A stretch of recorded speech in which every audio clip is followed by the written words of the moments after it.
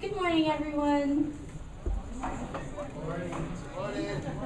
My name is Cassandra Humphrey. I am a communication design major with an emphasis in visual design, and my capstone project was the Paso Youth Arts Foundation print and web redesign. My advisor was Bobby Long, who's sitting over there. So just a brief overview about the foundation. They're located in Paso, California, which is about 2 hours south of here. They are a 501c3 nonprofit, and they were founded in 2001 by Donna Bird. And another fun fact is I actually took classes here for the better part of a decade, and they offer free classes in the visual and performing arts to students ages 5 to 18.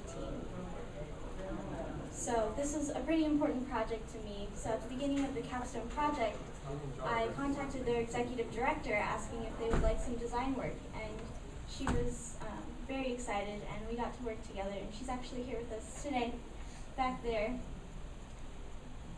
So at our initial meeting, we came up with some goals, what PRIAF wanted to achieve, and how we were going to do that design-wise. So they had goals of education, promotion, and fundraising. They wanted to let the community know what they were able to provide. They wanted to promote their events and their productions, their shows, and also to fundraise to keep the organization up and running.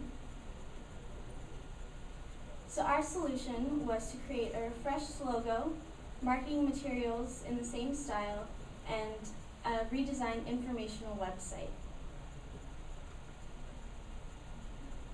So there are several steps to the design process, with the first being research.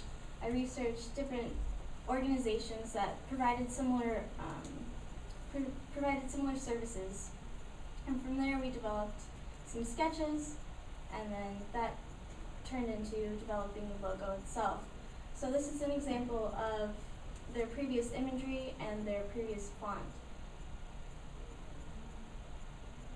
And after all that development, this is what we came up with. So it has a bit more focus on the name. We did want to keep that imagery in there because it was very important to the organization itself. It was a mainstay for quite a while.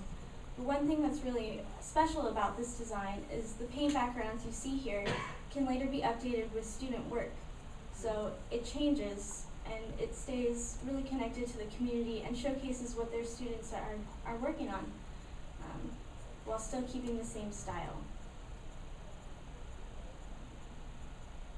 And that logo was applied to several marketing materials that you see here. So they had a stationery package, which included a letterhead, business card, and envelope, a brochure, a thank you card to send to their donors, a QR card, which is the small square you see here. On the back it has a little QR code, so they can scan it and hand it out at different events, a graphic standards guide, which outlines the usage, so future designs will be made in the same style.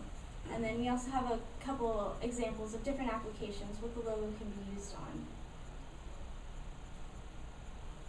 And these are some screenshots of the website. So it's fully responsive, which means it can be used on a computer, tablet, phone, or other mobile device, and it's usable no matter how you access it.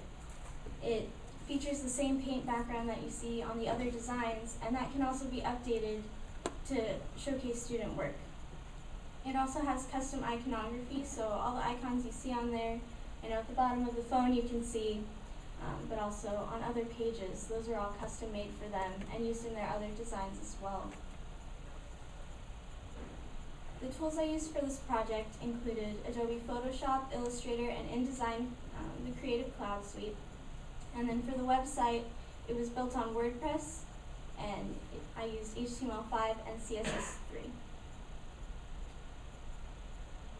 What I learned. So I learned a lot during this project, and it was really great. I learned how to use WordPress, which is really awesome. But one of the most important was time management.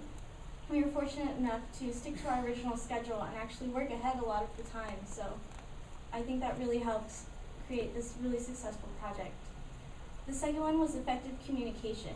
My client was 2 hours south the whole time during this project, so we communicated a lot through email, and it was really important to keep her informed and also involved in the process. And the third was print and web production, to not only create high quality designs, but also make sure that it was usable later on so they can update it themselves without any issues. If you'd like to know more about my project, please visit my poster session in room 105, right next door. And if you'd like to learn more about the foundation, you can visit priap.org. Thank you.